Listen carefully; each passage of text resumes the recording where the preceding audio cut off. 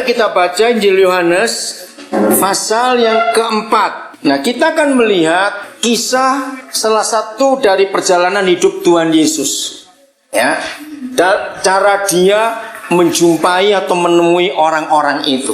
Ya, sangat sederhana, sangat simpel sekali. Maaf saya berkata bahwa justru teologi yang ada di banyak sekolah teologi itu yang mempersulit Alkitab, membuat firman Tuhan jadi sulit dipahami. Nah, maka itu saya anjurkan saudara, jangan ada seorang pun yang belajar teologi. Katakan amin. Jangan ada seorang pun, nanti saudara malah bodoh dengan firman Tuhan. Jadi teologi. Iya. Karena kata teologi itu sendiri sudah salah. Kenapa salah? Theo itu Tuhan, logi itu logika, ilmu. Nggak mungkin Tuhan akan dimasukkan logika kita. Betul, nggak mungkin. Kalau biologi boleh, karena itu memang ilmu dan kita harus belajar. Antropologi harus kita sekolah, karena itu ilmu, logika. Nah, Tuhan kita mau pelajari tentang apanya? Betul? Dia bukan sains, dia itu pribadi. Ada banyak orang sudah punya gelar doktor karena mempelajari hidup orang-orang terkenal di dunia. Betul? Contoh, George Washington. Berapa banyak orang punya gelar doktor mempelajari dia? Madame Curie, contohnya, tokoh-tokoh hebat di Eropa. Belajar Napoleon. Orang belajar tentang dia. Raja-raja Perancis, raja-raja Inggris. Bisa mempelajari. Tsar dari Rusia dipelajari. Dengan mempelajari orang-orang itu, orang yang belajar bisa kenal nggak dengan orangnya? Jawab, bisa kenal nggak dengan orangnya? Enggak. Apalagi orang sudah mati. Tapi bisa jadi hebat. Keluar teori-teori baru. Contoh Hitler saja. Ada berapa ratus buku tentang Hitler. Ada berapa banyak tesis yang dibuat tentang Hitler. Tapi orang yang mempelajari nggak kenal dia. Jadi jangan ambil teologi, karena itu sudah salah. Kata teologi aja sudah salah. Tuhan sebagai Papa ingin dikenali, bukan dipelajari. Betul tidak? Catat itu baik-baik. Maka itu seluruh Alkitab menuliskan kenali Tuhan, belajar mengenal Dia, bukan mempelajari tentang Dia. Saya ulangi, Tuhan itu sebagai Papa ingin dikenali, bukan dipelajari. Beda, mempelajari seseorang dan mengenal seseorang itu beda. Tolong beri saya jawaban. Hanya ada satu cara untuk kita bisa kenal seseorang. Apa itu? Dekat, menghabiskan waktu. Betul, ada satu kata pendek. Komunikasi. Lanjut lagi. Mengenali ya bukan? Ada satu kata lagi. Menyelidiki. Bukan, orang nggak mau diselidiki dong. Bergaul. Betul, bergaul. Bahasa Jermannya bercium. Punya relasi. Ya, coba baca dulu Kejadian 5 ayat 22. Ya, sebelum kita Yohanes 4 ya, kita tinggal dulu. Kejadian 5 ayat 22. Ya, Kejadian 5 ayat 22. Jadi sejak dalam kitab Kejadian, Papa sudah menuliskan kerinduannya. Apa bahasa Jermannya ya? Dan Henokh hidup bergaul dengan Tuhan selama 300 tahun lagi. Berarti berapa tahun dia hidup dengan Tuhan, bergaul dengan Tuhan? Lebih dari 300 tahun. Bukan 3 hari, bukan 3 minggu, bukan 3 tahun. 300 tahun. Oke, bahasa Jermannya Wandelte mit Gott. Ya, yang terjemahan Luther, coba lihat. Mana? Oh, Gottes Leben. Ya. Saudara bayangkan ini yang dipakai oleh Tuhan dalam hubungan dengan manusia. Ya. Jadi mulai hari ini temukan sebuah hubungan yang cukup akrab dengan Bapa di surga. Maka itu Kristen bukan agama. Agama itu adalah teori untuk menemukan Tuhan. Ya, teori untuk menemukan Tuhan. maka itu semua agama di dunia isinya cuma peraturan. Jangan ini, jangan itu, harus begini, harus begitu, tidak boleh ini, tidak boleh itu, hanya untuk menemukan Tuhan. Tapi Kristen, Tuhan yang menemukan kita. Dia yang mencari kita, bukan kita yang cari Tuhan. Itu perbedaannya. Maka itu satu-satunya Tuhan yang mengajarkan kepada manusia bahwa dia itu Papa, hanya Tuhan Yesus. Katakan amin. Nah, kalau dia Papa, berarti dia itu ingin dikenali, bukan dipelajari. Dia ingin kita dekat dengan dia. Satu hari di bulan Mei tahun 93, kami ada di Hawaii bersama istri saya di Honolulu. Lalu saya ikut satu seminar dari satu gereja tentang doa Bapak kami. Saya dibuat menangis dalam seminar karena begini diterangkan. Mengapa Papa mengajar kita? Berikanlah kepada kami makanan kami yang secukupnya pada hari ini. Kenapa nggak diborong gini? Berilah kepada kami makanan kami setahun yang akan datang. Kan enak. Kenapa harus setiap hari? Nah, pendetanya berkata, karena Papa ingin ketemu kita tiap hari. Betapa luar biasa, bukan? Ada hari ini, besok ada lagi, pada hari ini, lusa ada lagi, pada hari ini. Jadi mulai hari ini hiduplah bergaul dengan Papa, wandelte, ya. Oke. Nah, sekarang kita lihat Yohanes 4. Bagaimana Tuhan Yesus bergaul dengan Papa di surga. Yohanes pasal yang keempat. Kita belajar dari keseharian hidup Tuhan Yesus. Coba saudara lihat, hari itu Tuhan Yesus ketemu siapa? Dia ketemu siapa di pasal 4 ini? Ayo lihat Alkitab saudara. Seorang perempuan. Masih ingat profesinya apa? Ayo, apa profesinya? Pelacur. Dari mana kita bisa tahu profesinya pelacur? Saudara lihat ayat yang ke-10. Saya akan baca ayat 10. Lihat. Jawab Yesus kepadanya, jikalau engkau tahu tentang karunia Tuhan, dan siapakah dia yang berkata kepadamu, berilah aku minum, niscaya engkau telah meminta kepadanya, dan ia telah memberikan kepadamu air hidup. Kata perempuan itu kepada Yesus, Tuhan, engkau tidak punya timba, dan sumur ini amat dalam. Dari manakah engkau memperoleh air hidup itu? Saya lompat ayat yang ke-13.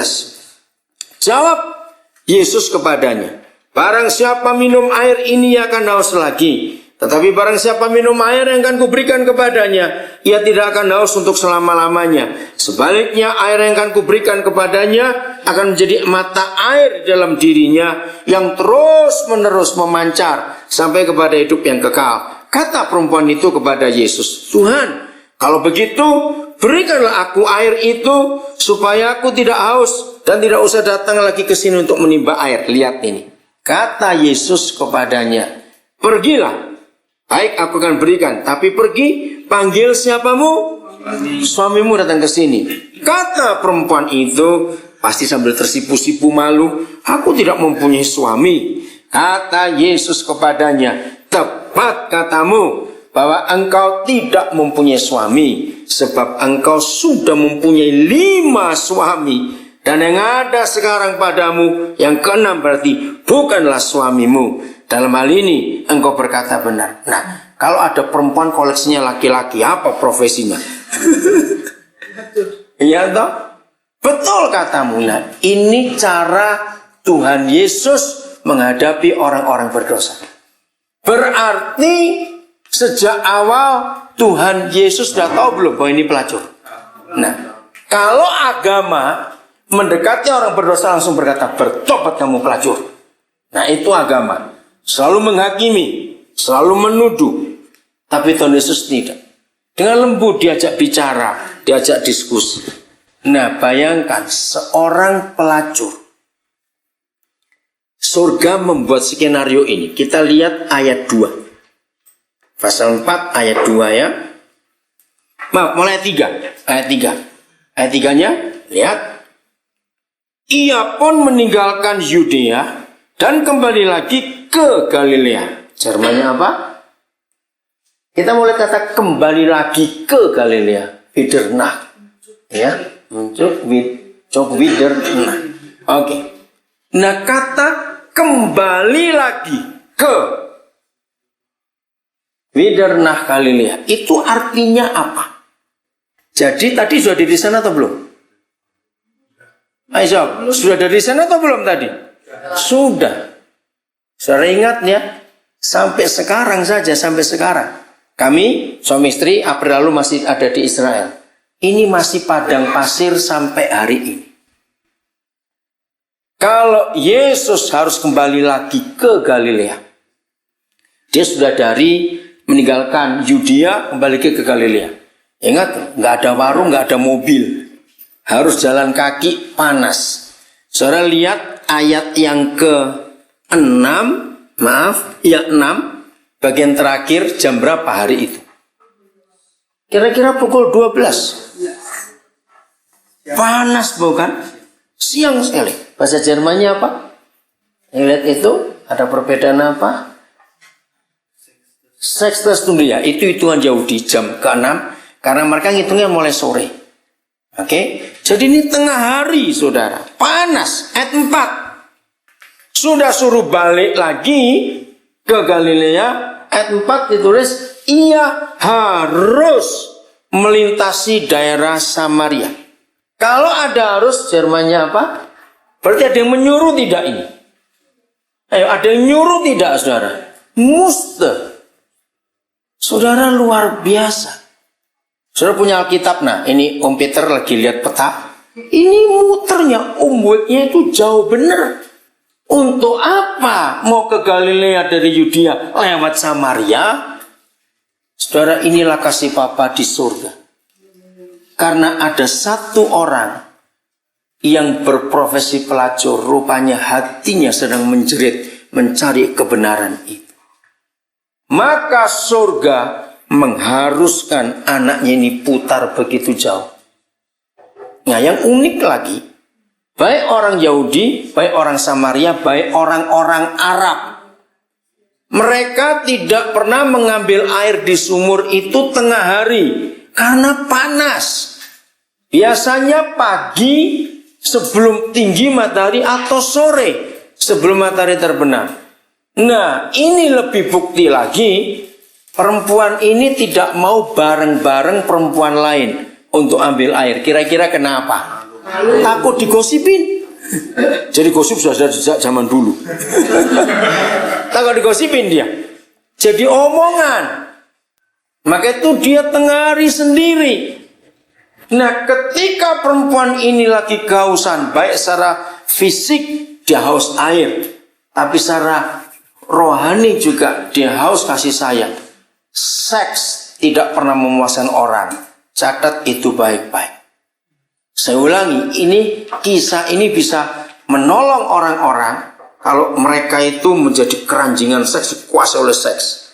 Katakan, gak akan orang pernah puas dengan seks. Dan ini buktinya. 6 laki-laki tinggal dengan dia tetap gak puas. Nah, ketika Papa di surga tahu hati perempuan ini sedang mencari kepuasan, Yesus anaknya disuruh mutar segitu jauh. Karena satu orang ini perlu dia. Saudara, belajarlah untuk punya hati seperti Yesus ini. Walaupun cuma satu orang. Tadi waktu saya masuk kamar sebentar, saya dapat SMS dari satu anak yang saya ketemu di tengah jalan. Dia bilang, Papa, hari ini di Indonesia pengumuman lulusan SMA. Wow, puluhan anak yang saya sekolahkan cerita, setelah ini apa, lulus mereka SMA. Nah, anak ini namanya Yosef. Hari itu saya ke Surabaya dari Nabire, karena ada pelayanan besoknya, terus saya mau ke Solo, ada retreat di Karanganyar. Ketika saya dari airport, tiba-tiba saya sadar bahwa sabun mandi saya habis. Terus saya bilang kepada supir taksi, tolong carikan toko Indomaret, masih ingat ya? Atau Alfamart yang dekat ke arah tempatnya itu. Baik, di mana Pak? Terserah. Nah, saya lagi sibuk. Tiba-tiba dia salah jalan. Harusnya bukan ke situ, tapi nggak apa-apa. Ya udah nggak apa-apa, lewat sini aja. Akhirnya saya kelihatan Alfamart. Begitu saya masuk, saya ketemu orang namanya Pak Ferry. Tahu-tahu dia berteriak, "Koden, saya cari Koden ini. Kenapa Koden kesini? Karena dia tahu itu bukan arah rumah saya. Ini supir taksinya bawa kesini, berarti nggak kebetulan. Kenapa kamu cari aku? Saya nemu anak di jalan 3 hari yang lalu. Nemu. Nah itu. Terus, ya sekarang di mana? Ada di rumah. Anak siapa itu? Ya, tadinya begini. 2 hari itu dia mondar-mandir depan rumah saya. Saya kok kasihan lihat anak itu. Lalu saya tegur, kamu dari mana, tinggal di mana? Ya, terus bilang tinggal di panti asuhan. Nah, Pak Ferry ini nggak tahu panti asuhan itu. Terus, mana orang tuamu? Bilang, papaku mati, mamaku hilang. Dia bilang begitu. Jawabannya enteng aja. Oke, sudah kasih kode di sini. Akhirnya dengan taksi itu saya ke rumahnya untuk ambil anak ini. Saudara, malam itu saya bawa ke rumah. Nah, terus saya telepon ke panti asuhan yang saya kenal. Namanya Esther, ya pimpinannya. Saya ngomong pakai logat Surabaya. Kamu kehilangan anak ya? Iya, berapa hari ini? Siapa namanya? Yosef. Anaknya gini ya. Ini tak temu. Oh ya, di mana itu anak? Itu. Karena memang lari dia dari rumah itu. Ini anak nakalnya luar biasa. Ya pencuri semuanya itu. Saudara, ya udah terpokoknya dari sini. Nah sekarang aku tanya warganya di mana? Dia bilang cuma ada omanya selama ini. Oke, ada nggak telepon omanya? Bilang aduh, nggak tahu ini omanya ini bisa dihubungi atau tidak, sudah lama nggak pernah kontak. Nah kamu tahu mama papanya di mana? Yaitu tadi bilang ya setahu saya dari keluarga itu mamanya hilang, nggak tahu pergi kemana. Papanya memang sudah meninggal. Nah, saudara, ringkas cerita. Dan ini sungguh luar biasa Tuhan itu. Ya udah, Yosef, sekarang Om jadi papamu. Jadi dia manggil saya papa, manggil saya mama. Memang nakalnya minta ampun. Aduh, sudah betul-betul nakal. Oke, nah, besok siang saya itu diundang satu keluarga orang kaya memang. Dia mau kasih buku-buku untuk guru-guru di Nabire. Nah, waktu saya ditelepon untuk makan siang, saya bilang, tapi aku nggak sendiri, ada 4 orang yang aku ajak. 1 guru, ya, dari Nabire, lalu 2 anak SMA yang akan ikut retreat di Solo dengan saya. Lalu keempat, Yosef ini. Saya bilang, jadi kami berlima, nggak apa-apa, ajak-ajak semua makan itu. Ternyata kami datang duluan. Terus saya telepon, kamu sudah nyampe ke tempat makan itu. Ya udah, kalian pesen dulu. Gak lama mereka datang. Karena mereka mau ngomong sendiri, jadi yang 4 ini di meja sebelah, saya pindah ke meja 2 orang suami istri itu. Nah, ketika saya lagi cita-cita, kami lagi ngomong sambil pesen makanan, toh SMS saya bunyi. Saya lihat, dari Yosef. Saya pikir ngapain sebulan kamu SMS? Kan lucu bukan? Terus saya kasih kode. Dia bilang, papa baca SMS-nya. Lalu saya baca SMS itu. Dia tanya begini, papa kalau nggak salah, tante yang di depan papa itu tante saya. Wah, saya pikir mana mungkin orang kaya begini punya kapal orang ini. Nah, terus saya bilang kepada mereka, sebentar ya, saya mau pindah ke meja. Saya tanya, papa itu namanya kan tante Tin toh? Orang yang begini, benar. Oh, aku itu betul. Itu ciciknya mama saya. Yes, kamu jangan sembarang, saya bilang begitu.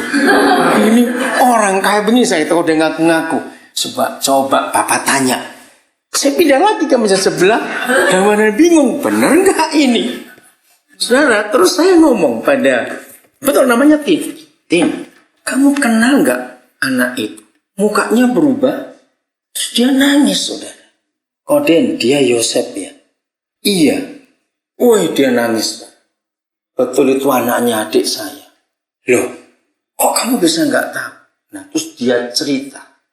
Jadi waktu dia lahir pakai babysitter, papanya itu main gila sama babysitternya.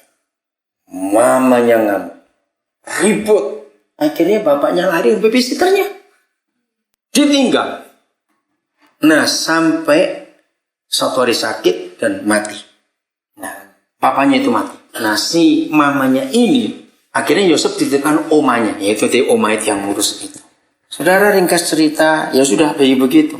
Nah, terus ini cerita, setiap tahun baru Imlek, mamanya itu pasti pulang ke rumah mama. Tapi sudah 3 kali Imlek ini nggak pulang, jadi kami nggak tahu ada di mana sekarang. Hilang begitu saja. Akhirnya saya bilang, oke, kalau begitu mulai hari ini Koden urus dia. Kalau kamu perlu apa-apa, kamu cari. Saudara, luar biasa Tuhan jamah. Nah, tadi ini dia baru telepon saya. Net ini, saya baru hidupkan. Kamu baca lagi. Iya. Nih, kamu baca jamnya tadi, jam berapa? Jam sini. Baca yang kuat. 16.50. Ya, tadi ini jam 5 kurang.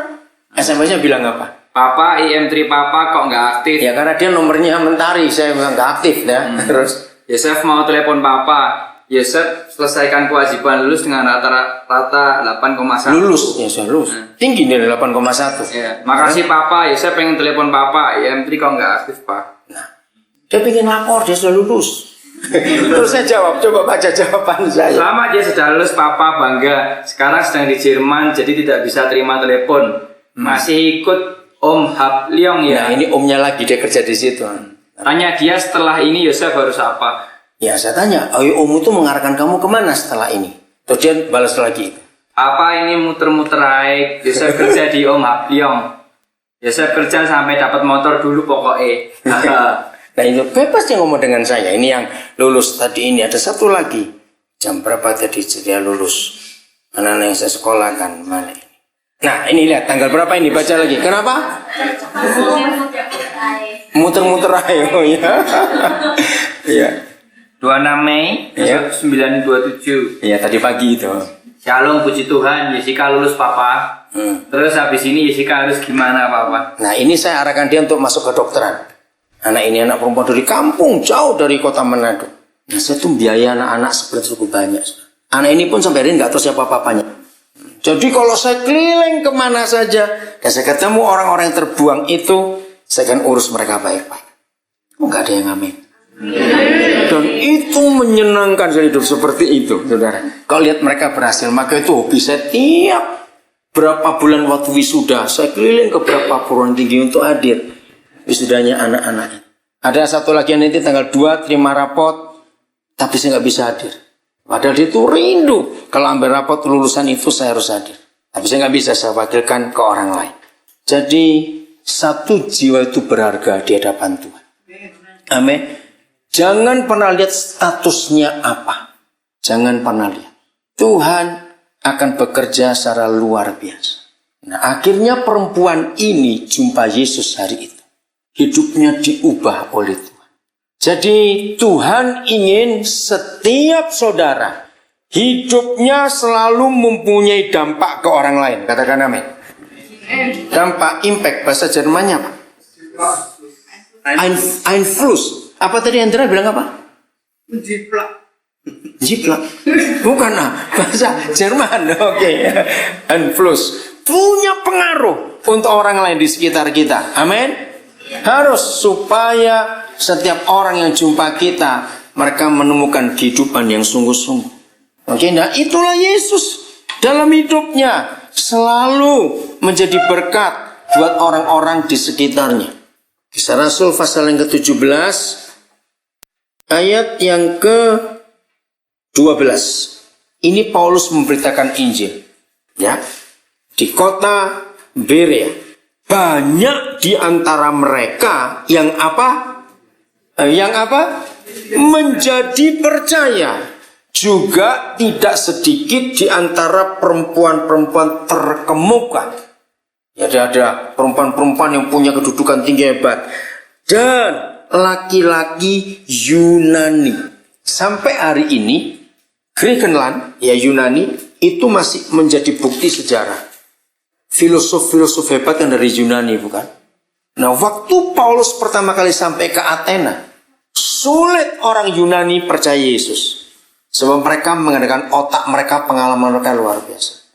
Tapi dari ayat ini ada laki-laki Yunani yang percaya Yesus juga gara-gara Paulus. Jadi orang-orang pintar, orang-orang pandai dijamah oleh Injil itu juga. Nah, saudara yang studi ya di bidang apa saja, maka saudara akan banyak ketemu orang-orang pintar, betul tidak? Walaupun profesor-profesor mungkin banyak yang enggak Kristen apalagi ateis, jangan pernah kecil hati. Tidak perlu membuat mereka jadi Kristen, enggak perlu. Tapi sampaikan kebenaran kalau saudara bisa masuk kepada mereka. Walaupun cuma sepotong kecil, ya bukan khotbah, bukan. Tapi fakta-fakta hidup yang saudara bisa temukan. Profesor bisa stres enggak? Nah, itu tugas saudara untuk menghibur dia. Oh enggak, amin. Iya toh. Profesor tuh perlu kafe cah juga. Ajak duduk berdua. Lalu suruh cerita. Mungkin enggak ada tempat untuk curhat.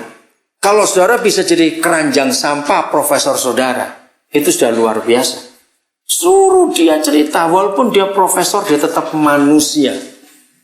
Betul tidak? Yang perlu tempat untuk menumpahkan isi hati, mungkin masalah dengan keluarganya, dengan anaknya, dengan apanya. Hanya menjadi tempat untuk mendengar saja. Saudara sudah jadi seperti Yesus. Karena selama Yesus hidup, orang datang cuma berkeluh kesah kepada dia, menceritakan apa yang dia alami. Maka itu pun sudah jadi berkat. Kalau begitu nginjil itu susah atau gampang? Nggak ada susur gampang, nggak ada salah ini. Ayo, gampang saudara.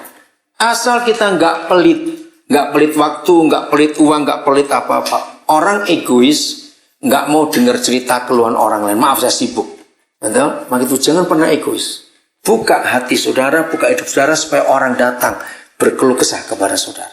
Jadi sekaya-kayanya orang, sepinter-pinternya orang tetap punya masalah dalam hidup. Dan mereka cari tempat untuk curhat. Baru mereka bisa lega dalam hidup. Dan di situ saudara masuk tentang kebenaran, tentang kasih Tuhan, dan semuanya. Oke? Tuhan memberkati kita semua. Ayo kita baca Injil Yohanes, pasal yang keempat. Nah, kita akan melihat kisah salah satu dari perjalanan hidup Tuhan Yesus. Ya, dan cara dia menjumpai atau menemui orang-orang itu. Ya, sangat sederhana, sangat simpel sekali. Maaf saya berkata bahwa justru teologi yang ada di banyak sekolah teologi itu yang mempersulit Alkitab, membuat firman Tuhan jadi sulit dipahami. Nah, maka itu saya anjurkan saudara, jangan ada seorang pun yang belajar teologi. Katakan amin. Jangan ada seorang pun, nanti saudara malah bodoh dengan firman Tuhan. Jadi teologi. Iya. Karena kata teologi itu sendiri sudah salah. Kenapa salah? Theo itu Tuhan, logi itu logika, ilmu. Nggak mungkin Tuhan akan dimasukkan logika kita. Betul, nggak mungkin. Kalau biologi boleh, karena itu memang ilmu dan kita harus belajar. Antropologi harus kita sekolah, karena itu ilmu, logika. Nah, Tuhan kita mau pelajari tentang apanya? Betul? Dia bukan sains, dia itu pribadi. Ada banyak orang sudah punya gelar doktor karena mempelajari hidup orang-orang terkenal di dunia. Betul? Contoh, George Washington. Berapa banyak orang punya gelar doktor mempelajari dia? Madame Curie, contohnya, tokoh-tokoh hebat di Eropa. Belajar Napoleon. Orang belajar tentang dia. Raja-raja Perancis, raja-raja Inggris. Bisa mempelajari. Tsar dari Rusia dipelajari. Dengan mempelajari orang-orang itu, orang yang belajar bisa kenal nggak dengan orangnya? Jawab, bisa kenal nggak dengan orangnya? Enggak. Apalagi orang sudah mati. Tapi bisa jadi hebat. Keluar teori-teori baru. Contoh Hitler saja. Ada berapa ratus buku tentang Hitler. Ada berapa banyak tesis yang dibuat tentang Hitler. Tapi orang yang mempelajari nggak kenal dia. Jadi jangan ambil teologi, karena itu sudah salah. Kata teologi aja sudah salah. Tuhan sebagai Papa ingin dikenali, bukan di